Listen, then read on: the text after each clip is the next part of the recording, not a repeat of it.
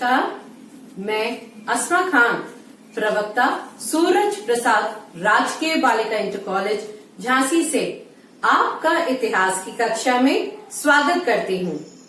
तो बच्चों, आज हम पढ़ने जा रहे हैं अपने चौथा अध्याय का तीसरा भाग। चौथा अध्याय विचारक, विश्वास व इमारतें, सांस्कृतिक विकास 600 ईसा पूर्व से 600 ईस्वी तक।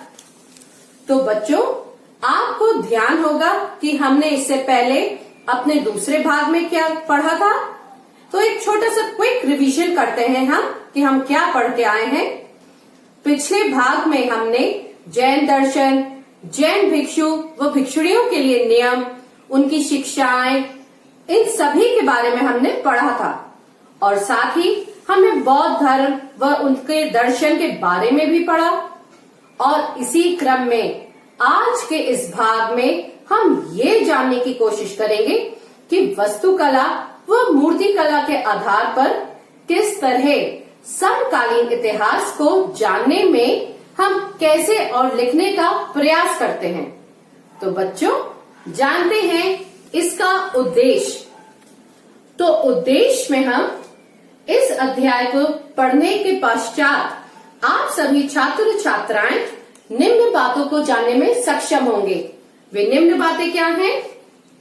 स्तूपों को हम पवित्र स्थलों के उभरने की प्रक्रिया के संदर्भ में समझते हैं।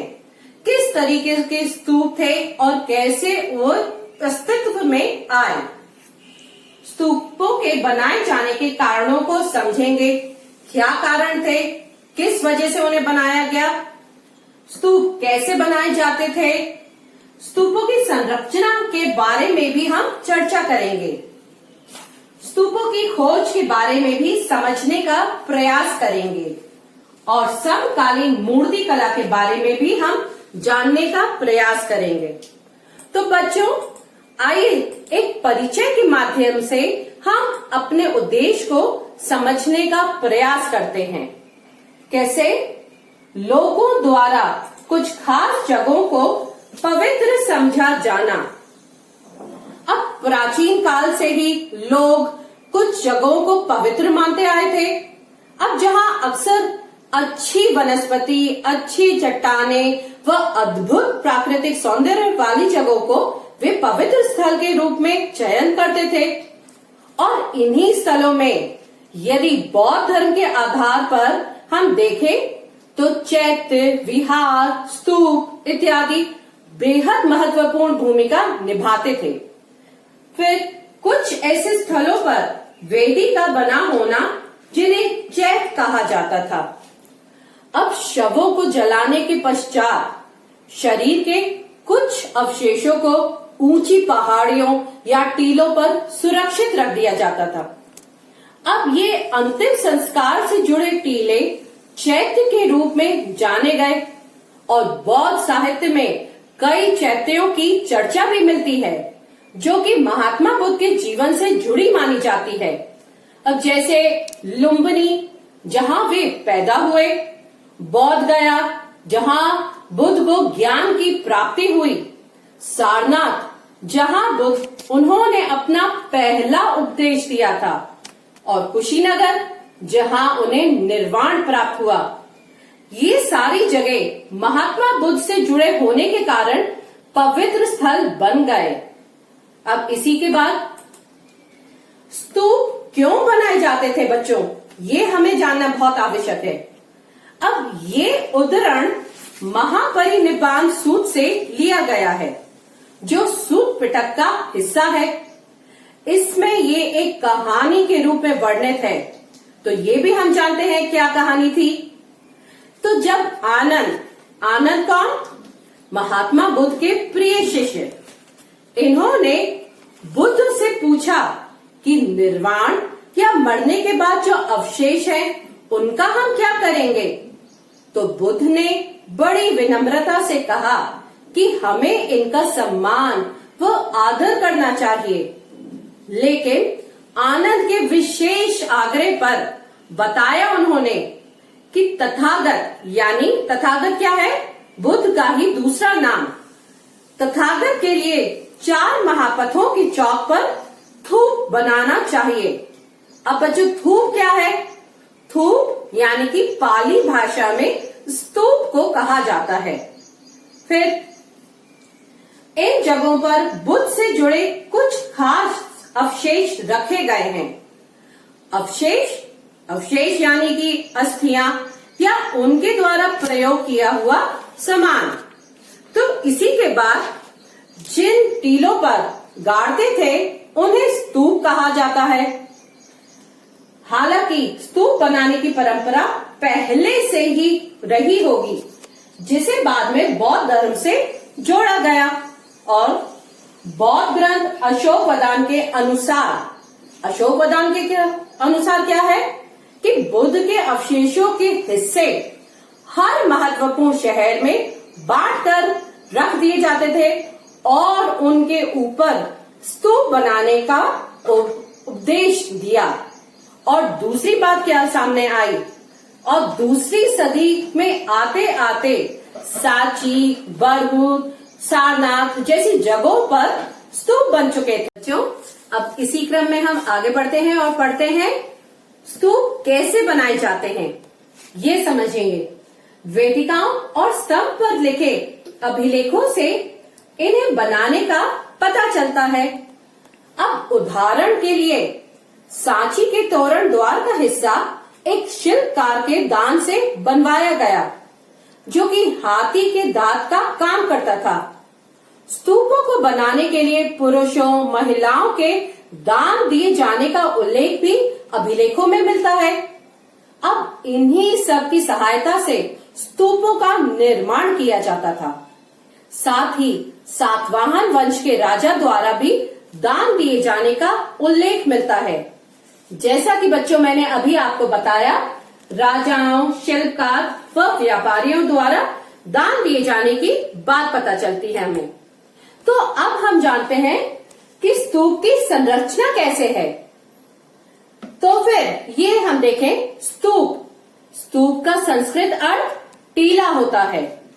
अब इस शब्द का जन्म एक गोलाई से घिरे हुए एवं मिट्टी से बने हुए या उठे हुए भाग को टीला कहा गया है, जिसे बाद में अंड कहा गया। इसके चारों ओर वेदिका होती थी, जो पवित्र स्थल को सामान्य दुनिया से अलग करती थी। सांची और बरहुत की विशेषताएं ये भी जान ले। स्तूप बिना अलंकरण के बनाया जाता था, यानी कि कोई साज सजावट ज्यादा नहीं होती थी। वेदिकाएं और तोरण द्वार पत्थर की बनी हुई हैं। टीलों पर भी अलंकरण और नक्काशी के साक्ष्यों का होना है। अब इस बात को हम जाने, एक डायग्रामेटिकली हम इसे समझ लेते हैं। ये आपके सामने डायग्राम है, ये देखिए। अब इस संरचना को समझते हैं हम। इसके चारों तरफ जो मैंने अभी बताया एनक्लोजर वॉल या वेदिका होती है। इस वाले डायग्राम में आप देखिए बच्चों कि ये चारों तरफ ये है आपकी एनक्लोजर वॉल या वेदिका, जो अभी मैंने आपको बताया कि ये इस पवित्र स्थल को सामान्य दुनिया से अलग करती है। अब ये जो गोला आकार वाला आप भाग देख रहे हैं, ये एक तरह का बेस हो जाता है, जिस पर स्तूप को खड़ा किया जाता था। ये इसका हॉरिजॉन्टल व्यू है और ये वर्टिकल व्यू है। ये वही स्तूप है, मगर ये हॉरिजॉन्टली हम समझेंगे और ये वर्टिकली हम समझेंगे। और इसमें ये जो सेंटर भाग है, ये बीच का जो भाग आप देख रहे हैं, अगर इसे हम वर्टिकल वे में देखें तो ये ऊपर जो रेक्टेंगुलर फॉर्म में आता है, ये है वो हर्मिका, जो यहाँ पे बीच का भाग है। ये यहाँ पे आप समझिए, ये है हर्मिका। और इसी के ऊपर ये जो छोटा सा भाग है, ये छोटा भाग, ये यष्टि कहलाती है, जिसके ऊपर छतरी बनी होती है। ये है वो छतरी, ये छतरी, यष्टि और ये है हर्मिका। अब ये सामने है आपके, जो आप देख रहे हैं, ये है वो तोरण द्वार। तोरण द्वार वैसे तो बच्चों चारों तरफ होता है। अब जब सांची के स्तूप की खोज हुई, खोज के समय 3 तोरण द्वार तो मिले और चौथा तोरण द्वार गिरा हुआ मिला। तो तोरण द्वार पूरब, पश्चिम, उत्तर, दक्षिण चारों तरफ होते हैं। अब ये जो उपासक होते थे ये पूर्वी तोरण द्वार से आते थे, प्रवेश करते थे और प्रवेश करके ये टीले को देखते हुए, ये अंड आकार वाले जो भाग है, इस टीले को देखते हुए दक्षिणावर्त परिक्रमा करते थे। तो ये बच्चों स्तूप की संरचना थी जो आप समझ गए हैं डायग्रामेटिकली भी। तो चलो बच्चों अब आगे बढ़ते हैं और देखते हैं स्तूपों की खोज। अब सन 1796 में अमरावती के स्थानीय राजा की एक मंदिर बनवाना चाहते थे, जिसकी खुदाई व निर्माण के एवज में उन्हें वहां अमरावती स्तूप के अवशेष मिले। खुदाई में मिले बड़े बड़े पत्थरों को राजा मंदिर निर्माण में लगाना चाहते थे। इसी समय पुराविद कर्नल कॉलिन मैकेंजी ने भी इस पर विस्तृत चित्रांकन किया और सन 1850 में गुंटूर के कमिश्नर ने अमरावती स्तूप के पश्चिमी तोरण द्वार को भी खोज निकाला और वे इस निष्कर्ष पर पहुंचे कि अमरावती का स्तूप बौद्धों का सबसे विशाल और शानदार स्तूप था। हालांकि 1818 में सांची की जब खोज हुई तो जैसे कि मैंने आपको पहले बताया, स्तूप की संरचना के दौरान जब मैंने बता रही थी आपको कि इसके 3 तोरण द्वार तो तब खड़े मिले और चौथा वहीं गिरा पड़ा था। शायद अमरावती स्तूप की खोज पहले हो गई थी, जिस कारण उसके कोई अवशेष नहीं बचे हैं। इसका एक महाचैत्य अब सिर्फ एक छोटे से टीले के रूप में बचा हुआ है, जबकि सांची का स्तूप भोपाल के शासकों द्वारा संरक्षण प्रदान किया गया और जिसके कारण आज भी उसका अस्तित्व बचा हुआ है। तो बच्चों इसके आगे अब हम देखें मूर्ति कला के बारे में। पत्थर में गढ़ी मूर्तियां, इस संदर्भ में पुराविद जैसे एच काल ने लिखा है, इस देश की प्राचीन कलाकृतियां की लूट होने देना मुझे आत्मघाती और असमर्थनीय लगता है। ये उन्होंने इसलिए कहा क्योंकि जब अमरावती की खुदाई हुई वहां से मूर्तियां बाहर ले जाया गया, जो उन्हें बहुत बुरा लगा उससे। लेकिन उनकी इस बात को अन्य अधिकारियों ने नकार दिया और अमरावती स्तूप की हुई खुदाई से निकली मूर्तियों को उठाकर वे ले गए। इसी के साथ इसे वेशांतर जातक से लिया गया है। इतिहासकार जिन्होंने इन पत्थरों पर गढ़ी हुई मूर्तियों का बारीकी से अध्ययन किया, वे इसे वेशांतर जातक में लिया गया एक दृश्य के रूप में बताते हैं, जिसमें बताया गया है कि एक राजकुमार, दानी राजकुमार ने अपना सब कुछ एक ब्राह्मण को सौंप दिया और स्वयं अपनी पत्नी व बच्चों के साथ जंगल में रहने चला गया। तो इस उदाहरण के साथ स्पष्ट है बच्चों कि इतिहासकार अक्सर किसी मूर्ति कला की व्याख्या लिखित साक्ष्यों के साथ तुलना करके करते हैं। साथ ही साथ अंकित कलाकृति जैसे फूस की झोपड़ियां, पेड़ों वाले ग्रामीण दृश्य और पशु पक्षी इत्यादि, ये मैंने आपको पहले भी बताया है बच्चों कि जैसे तोरण द्वार, ये तोरण द्वार की ही कलाकृतियों में पशु पक्षी, कोई आदमी, औरत, पुरुष सब बने हैं और ये क्या दर्शाते हैं? ये वहां की ग्रामीण कलाकृति या ग्रामीण व्यवस्था को दर्शाते हैं। बच्चों इसी क्रम में हम आगे बढ़ते हुए देखेंगे मूर्ति कला में ही उपासना के प्रतीक। अब इन्हीं मूर्ति कलाओं में उपासना के भाव को भिन्न भिन्न तरीकों से चित्रित करने का प्रयास किया गया है। बौद्ध चरित्र के अनुसार एक वृक्ष के नीचे ध्यान करते हुए बुद्ध को ज्ञान की प्राप्ति हुई। तो बच्चों कहने का तात्पर्य है कि साहित्यिक कथाओं को एवं मूर्ति कला के विभिन्न आयामों को इतिहासकार द्वारा स्पष्ट कर समझाने का प्रयास किया गया है।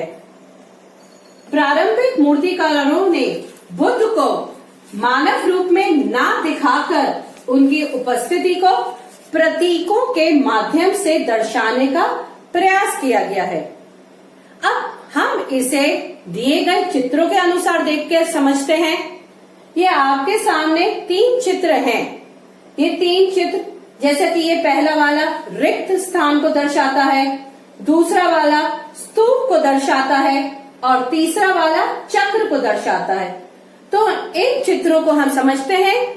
जैसा कि पहले चित्र में रिक्त स्थान या आसपास लोग हैं और बीच में बोधि वृक्ष है, यानी कि इस रिक्त स्थान की उपासना कर रहे हैं लोग। इसमें अनुयायियों को बोधि वृक्ष की पूजा और उसके चारों ओर लोगों के समूह को दर्शाया गया है।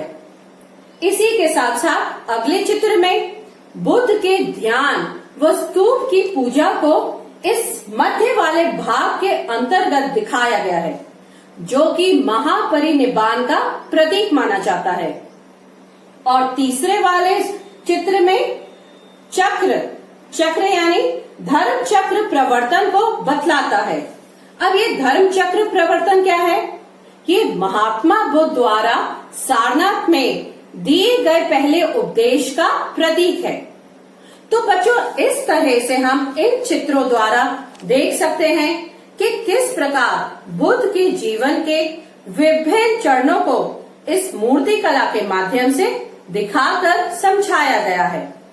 अब इसी में हम आगे बढ़ते हुए देखेंगे लोक परंपराओं के बारे में। अब इन मूर्ति कलाओं में लोक परंपराओं का चित्रण भी किया गया है। हम इसका उदाहरण देख लें, जैसे कि सांची में उत्कीर्ण मूर्तियों में बुद्ध के अलावा भी कुछ मूर्तियां दृष्टिगोचर होती हैं, जैसे कि शालभंजिका नामक स्त्री का वर्णन। उसका ये चित्र है आपके सामने, जो कि बच्चों सांची के तोरण द्वार के किनारे पर एक पेड़ पकड़ा हुआ झूलती हुई दिखाई दे रही है। अर्थात कहने का तात्पर्य है कि लोक परंपराओं में ये माना जाता था कि इस स्त्री द्वारा छुए जाने से वृक्ष में फूल खिल उठते थे, जो कि ये बताता है कि बौद्ध धर्म में आए लोग बौद्ध धर्म में आने से पूर्व इन सभी उत्कीर्णित बातों से परिचित होंगे, जो कि बौद्ध धर्म से हटकर थी। इसी के साथ जानवरों के कुछ खूबसूरत उत्कीर्णन मिलते हैं, उसका भी चित्र ये सामने है। तो बहुत से चित्र थे जिनमें जानवरों को अलंकृत कर दिखाया गया है। यहाँ ऐसा लगता है कि यहाँ पर लोगों को आकर्षित करने के लिए जानवरों को उत्कीर्ण किया गया था। साथ ही जानवरों को मनुष्य के गुणों के प्रतीक के रूप में समझा जाता था। अब उदाहरण हम देख लेते हैं इसी हाथी के चित्र से कि हाथी को शक्ति और ज्ञान का प्रतीक माना जाता था।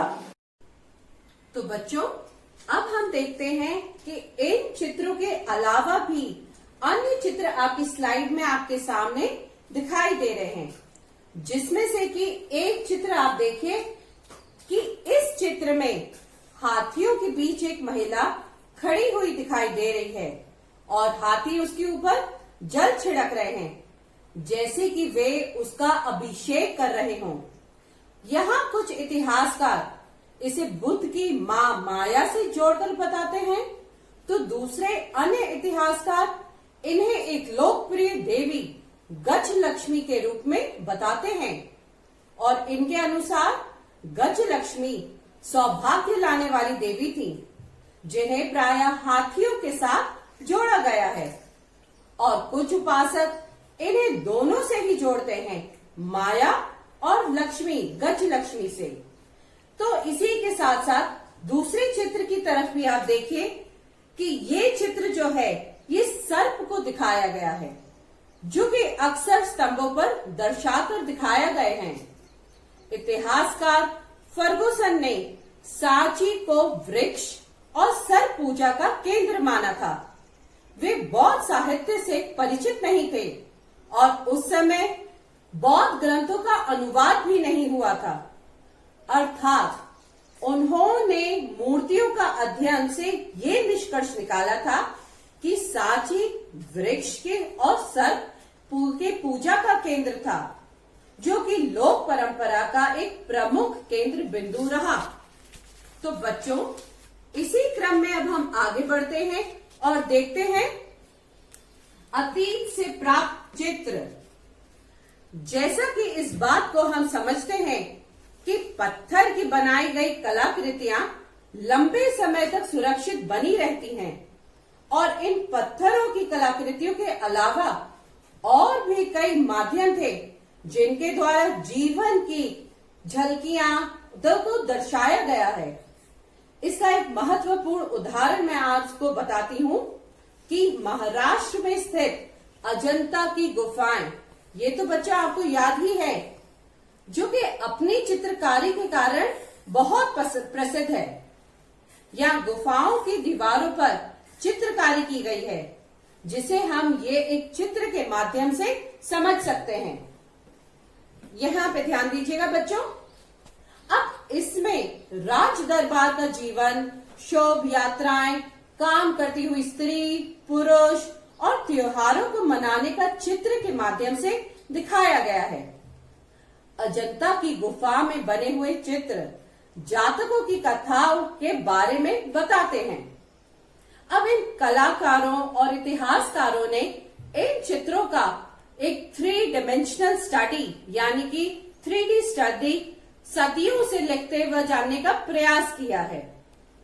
तो उपरोक्त जानकारियों के माध्यम से अर्थात मूर्ति कला व अन्य कलाकृतियों के माध्यम से हमने समकालीन जीवन के विभिन्न पहलुओं को जानने का प्रयास किया है। तो बच्चों, इसी के साथ साथ हम अब इस अध्याय के इस भाग की समाप्ति की ओर आ गए हैं। तो संक्षेप में हम देखें बच्चों कि आज के इस भाग में हमने क्या पढ़ा व क्या समझा। स्तूपों को हम पवित्र स्थलों के उभरने की प्रक्रिया के संदर्भ में समझते हैं। ये हमने देख लिया कि स्तूप कितने पवित्र माने गए हैं, कि जो अंश थे उन्हें स्तूपों की जगह रखा गया और वहीं पे स्तूप बनाए गए थे। स्तूपों के बनाए जाने के कारणों को भी समझा हमने, क्यों बनाए गए थे, स्तूप कैसे बनाए जाते थे, जैसे कि कई राजाओं ने इसके लिए दान भी दिए।